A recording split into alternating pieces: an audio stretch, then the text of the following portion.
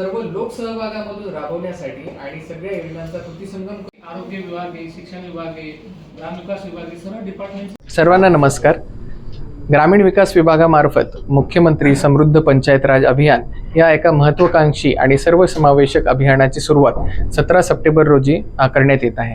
या अभियानाचा कालावधी 17 सप्टेंबर ते 31 डिसेंबर हा असणार आहे आणि त्याच्या पूर्वतयारीमध्ये आपण क्षमता बांधणी प्रशिक्षण ही जिल्हास्तर, तालुकास्तर आणि ग्रामस्तर याच्यामध्ये सर्वच लोकांची क्षमता बांधणी प्रशिक्षण घेतलेली आहेत। क्षमता बांधणी ग्रामसभा घेतलेल्या आहेत। याची मोठ्या प्रमाणावरती प्रचार प्रसिद्धी करण्यात आलेली आहे आणि ह्या अभियानाचं जे स्वरूप आहे ते अगदी सर्वसमावेशक आहे। याच्यामध्ये मोठे 8 मुद्दे आहेत आणि लहान असे 40 मुद्द्यांचा याच्यामध्ये समावेश आहे आणि याच्यामध्ये प्रत्येक स्तरावरती म्हणजे तालुका स्तर असेल, जिल्हा स्तर असेल, विभाग स्तर असेल आणि राज्यस्तर असेल यावरती मिळून 1902 बक्षिसं यामध्ये देण्यात येणार आहेत आणि टोटल बक्षिसांची जर रक्कम बघितली आपण तर ती 290 कोटी 33 लाख एवढी मोठ्या प्रमाणावरती ही बक्षिसांची रक्कम असणार आहे।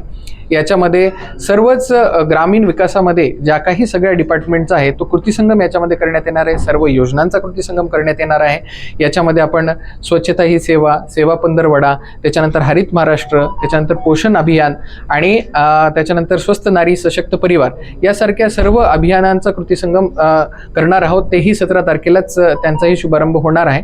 आपला जिल्हास्तरीय जो शुभारंभ आहे तो कल्याणमध्ये जे खोणी गाव आहे या ठिकाणी आपल्या राज्याचे माननीय उपमुख्यमंत्री श्री एकनाथजी शिंदे साहेब यांच्या हस्ते याचा शुभारंभ जिल्हा स्तरावरती होणार आहे आणि सर्व आमदार आणि खासदार महोदय हे आपापल्या कार्यक्षेत्रामध्ये सर्व ग्रामपंचायतींमध्ये उपस्थित राहून या अभियानाचे शुभारंभ करणार आहेत। या अभियानामध्ये सर्वात जास्त महत्त्वाचा जो आहे तो लोकसहभाग आहे, कारण या सर्व योजनांचा कृतीसंगम आणि लोकांचे इनिशिएटिव्ह याच्यामधूनच हे अभियान आपल्याला सशक्त आणि संपूर्ण बनवायचं आहे।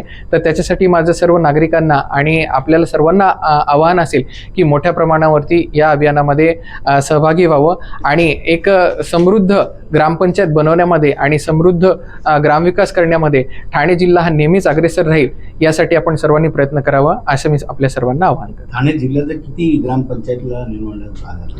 ठाणे जिल्ह्यामधल्या 100% 431 ग्रामपंचायती या अभियानामध्ये सहभागी राहणार आहे।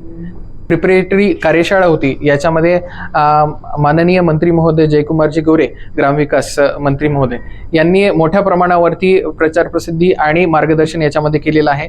त्यांचा अगदी सक्रिय सहभाग आहे आणि त्यांनी स्वतः अशी घोषणा केलेली आहे की ते 2 महिने या अभियान कालावधीमध्ये घरी देखील जाणार नाहीत।